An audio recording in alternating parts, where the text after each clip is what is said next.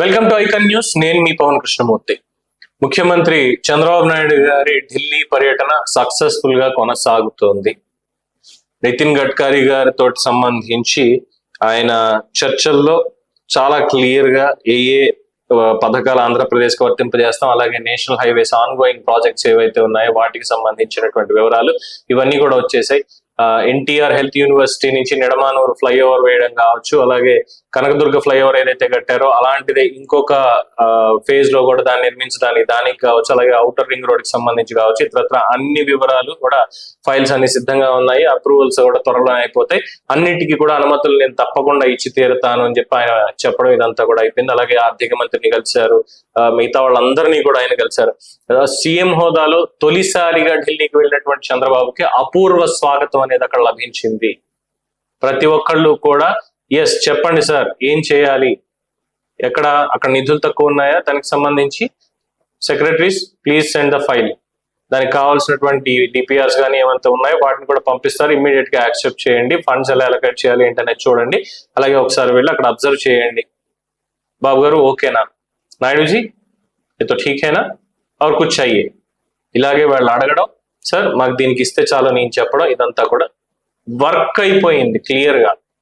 ఆయన ఏది కావాలనుకుని అడగడానికి వెళ్ళారో అవి జరుగుతూ వస్తున్నాయి. ఇక్కడ ఎందుకు ఇవన్నీ చెప్పుకోవాల్సి వస్తోంది ఏంటి అంటే, ముందుగా కొన్ని పాయింట్లు మనం ఇక్కడ నిన్న జరిగినటువంటి చూద్దాం. రాష్ట్ర ప్రయోజనాలు ప్రాజెక్టుల మీద తొలి పర్యటనలోనే చంద్రబాబు వరుసగా భేటీలు నిర్వహించారు. ప్రధాని మోడీతో సహా దాదాపు 7 కేంద్ర మంత్రులు మరియు ఉన్నతాధికారులతోటి భేటీ అయ్యారంటే ఏదో ఇలాగా 2 కుర్చీలు వేసి కుర్చీల్లో కూర్చొని అది ప్రధానమంత్రితో మాత్రం కూర్చున్నారు. అక్కడికి అయిపోయింది, మాట్లాడి ఇవ్వాల్సిన దానికి పేపర్స్ ఇచ్చేసారు రిక్వెస్ట్ చేస్తూ. మిగతా మంత్రులతోటి వెళ్ళినప్పుడు మంత్రి గారి సిబ్బంది ఒకవైపు, ముఖ్యమంత్రి గారి పక్కన మన ఎంపీలు, వెళ్ళినటువంటి 2-3 ఎమ్మెల్యేలు, అదే మంత్రులు, ఆ శాఖలకు సంబంధించిన మంత్రులు, అలాగే మన రాష్ట్రం నుంచి వెళ్ళినటువంటి అధికారులు, వీళ్ళందరూ ఒకవైపు టేబుల్ కి కూర్చొని అయ్యా ఇది మా ప్రపోజల్, ఇదో దీనికి సంబంధించిన డాక్యుమెంట్స్ అధికారులు ఎక్స్చేంజ్ చేసుకోవడం, మంత్రి గారికి చెప్పడం, ముఖ్యమంత్రి గారు ఓకే నాయుడు జీ కామ్ హో జాయేగా పక్కా అని చెప్పడం. అక్కడ మీటింగ్ అయిపోయిన వెంటనే మళ్ళీ ఇంకొక మంత్రి గారి దగ్గరికి వెళ్ళడం. ఇదే తంతు ఖచ్చితంగా మళ్ళీ ఈసారి అధికారులు మాత్రం అసహనాన్ని ఫీల్ అవ్వడానికి ఖాయం. ఆయన పని రాక్షసుడు వచ్చాడరా, ఆయన పని చేసుకుంటూ పోతాడా, మనం చేయమని అంటాడు. ఇంకా సరే, ఇక బాధ్యతతో మనం చేయాల్సింది రాష్ట్రానికి అన్నట్టుగానే వాళ్ళు కూడా ఉంటారు. తర్వాత కేంద్ర మంత్రులు అమిత్ షా, గడ్కరీ, పీయూష్ గోయల్, శివరాజ్ సింగ్ చౌహాన్, మనోహర్ లాల్ ఖట్టర్, హర్దీప్ సింగ్, అలాగే ఆర్థిక సంఘం చైర్మన్ వీళ్ళందరినీ కూడా కలిశారు. అలాగే ఈ రోజు రాజ్నాథ్ సింగ్ రక్షణ మంత్రి, అలాగే నిర్మలా సీతారామన్, జేపీ నడ్డా, నీతి ఆయోగ్ సీఈఓలతో పాటుగా పలువురు పారిశ్రామిక దిగ్గజాలు, కేంద్ర ప్రభుత్వ పెద్దలతో ఇప్పటివరకు భేటీ అవుతూనే ఉన్నారు.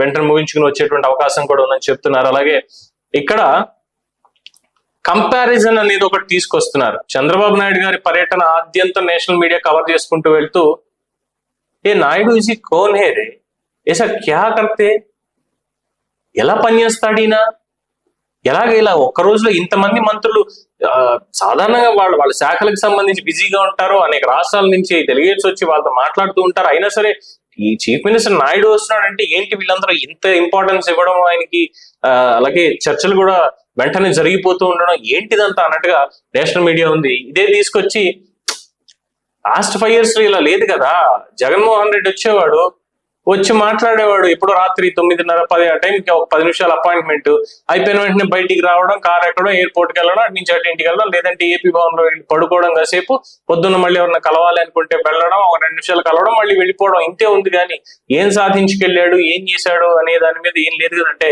ఒక్కటి మాత్రం సాధించాడు, అప్పులు మాత్రం బాగా పుట్టించాడు, కేంద్రం నుంచి పిండాల్సినంత పిండాడు రాష్ట్రం నెత్తి మీదకి. కానీ ఎక్కడ ఏ రూపాయి ఖర్చు అయింది అనే దానికి సంబంధం లేదు, మనకి సమాధానం లేదు, సంబంధం కూడా లేదు దేనికి చేశారు అన్నటువంటి దాంట్లో. ఇంకేం చెప్తాం. సో మొత్తం అంతా జగన్మోహన్ రెడ్డి అక్కడ చేసినటువంటి దానికి, ప్రస్తుతం చంద్రబాబు నాయుడు గారు వెళ్ళినటువంటి దానికి కూడా కంపారిజన్ అనేది చేస్తున్నారు ఢిల్లీ వర్గాల్లో. మొత్తం అంతా కూడా ఢిల్లీ రాజకీయాలు మార్చేశాడు చంద్రబాబు, అందులో డౌట్ లేకుండా పోయింది. మళ్ళీ 1999 ఎరా అనేది కనిపిస్తోంది ఇక్కడ. మంత్రులు కూడా వెయిట్ చేసి ముఖ్యమంత్రి గారు వస్తున్నారు, ఒకసారి మాట్లాడాలని. ఈక్వల్ పోస్ట్ అది యాక్చువల్లీ చెప్పాలంటే, క్యాబినెట్ పోస్ట్ అనేది. అలాంటిది అక్కడ వాళ్ళు వెయిట్ చేసి నాయుడు గారికి స్టేట్కి ఏం కావాలో చూడంటారు, ఆయన ముందు ఆయన్ని సాటిస్ఫై చేయండి, వాళ్ళ స్టేట్కి ఏం కావాలని చూసి పంపించండి అనేటువంటి స్థాయికి రాజకీయం తీసుకొచ్చాడు. అదే జగన్మోహన్ రెడ్డిని చూస్తే sir sir sir sir please sir please sir please sir అని అర్ధరాత్రి వచ్చి కలిసేవాడు, పొద్దున్న లేకుండా వెళ్ళిపోయేవాడు, మీడియాను కూడా కలిసేవాడు కాదు. ఇంకేముంది ఇక్కడ ఈయనేమో మీడియాని పిలిచి మరి ఇలాగ ఈయన్ని కలిశాను, ఇవి అడిగాను, నేను ఏ రాష్ట్రం యొక్క మనోభావాలు దెబ్బతినకుండా ఆంధ్రప్రదేశ్ కి ఈ విధమైనటువంటి సాయం మీరు చెయ్యాలి అని చెప్పి వాళ్ళని అభ్యర్థించాను, వాళ్ళు కూడా ఒప్పుకున్నారని మీడియాకి ఆయన ఇన్ఫర్మేషన్ ఇస్తున్నాడు. మీడియా పిఆర్ వాళ్ళు ఏం మాట్లాడతారు, డైరెక్ట్ గా ఆయనే పిలిచి మరీ ఇస్తున్నాడు. ఏం రాజకీయం రా బాబు ఇది!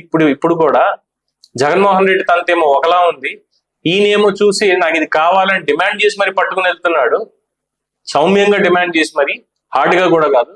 మరి ఎలాగ వీళ్ళిద్దరిని తీసుకోవాలి అంటే, అందులో జగన్మోహన్ రెడ్డి వ్యక్తిగత రాజకీయానికి వ్యక్తిగత స్వార్థ ప్రయోజనాలకే పెద్దపీట వేసుకున్నాడు కాబట్టే ఆ రోజు ట్రీట్మెంట్ అలా ఉంది. ఈ రోజు వ్యక్తిగతంగా కాదు, రాష్ట్రానికి కావాల్సినటువంటి అడుగుతున్నారు కాబట్టి ఇక్కడ ట్రీట్మెంట్ ఇలా ఉంది. అందుకే రాష్ట్రం కోసం ఎవరైతే పనిచేస్తారో, ప్రజల కోసం మాత్రమే నిలబడతారో వాళ్ళ ట్రీట్మెంట్ ఇలాగే ఉంటుంది. లేదు నా స్వార్థం చూసుకుంటానంటే, జగన్మోహన్ రెడ్డికి 5 ఏళ్ల పాటు చూసాం కదా స్వార్థం చూసుకుంటున్నాడు అనేది తెలిసి ఆ రకమైనటువంటి ట్రీట్మెంట్ జరిగింది అనేది కూడా చాలా మంది చెప్తున్నారు. సో అప్పుడున్నటువంటి 22 మంది ఎంపీల బలాన్ని రఘురామకృష్ణరాజు గారి అనర్హత వేటు వేయడానికి, ఇతరత్ర ఉన్నదానికి, చంద్రబాబు మీద బురద చల్లడానికి అక్కడ వీటికే వాడుకున్నాడు తప్ప రాష్ట్ర ప్రయోజనాల కోసం ఏ రోజు కూడా ఎంపీల్ని వాడినటువంటి సందర్భాన్ని చూడలేదు, డెఫినెట్ గా చూడలేదు. సో ఇక్కడ చంద్రబాబు నాయుడు గారి ఎంపీలు ఎలా ఉన్నారు అంటే, వాళ్ళకు వచ్చినటువంటి నెల జీతాన్ని, అయ్యా మొదటి నెల జీతం వచ్చింది నేను అన్నట్టుగానే ఇదిగో మీకు ఇచ్చేస్తున్నాను నేను, మీరు దీన్ని సరైనటువంటి కార్యక్రమాలు ఖర్చు చేయండి అని విజయనగరం ఎంపీ కలిసెట్టి అప్పలనాయుడు గారు ఆయనకి 1,35,000 రూపాయలు ఎంతో చెక్ వచ్చింది. సార్ ఈ చెక్కు మీకు ఇచ్చేస్తున్నాను, దయచేసి రాష్ట్రం కోసం మీరు వాడండి అని ఆయనకు వచ్చిన ఫస్ట్ జీతం, ఎంపీగా వచ్చినటువంటి ఫస్ట్ జీతాన్ని తీసుకెళ్లి చంద్రబాబు నాయుడు గారి చేతులు చెక్ పెట్టేశాడు.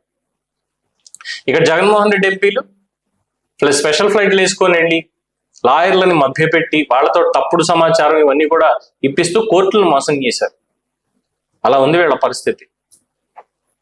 సో ఢిల్లీ రాజకీయాలను చంద్రబాబు మార్చాడు అని ఎంతమంది భావిస్తున్నారు కామెంట్స్ రూపంలో తెలియజేయండి. అలాగే జగన్మోహన్ రెడ్డి ఢిల్లీలో ఫెయిల్ అయిపోయాడు పూర్తిగా అని అనుకునే వాళ్ళు మీ అభిప్రాయాన్ని కూడా కామెంట్స్ రూపంలో తెలియజేయండి. చూస్తూనే ఉండండి ఐకాన్ న్యూస్. నేను మీ పవన్ కృష్ణమూర్తి.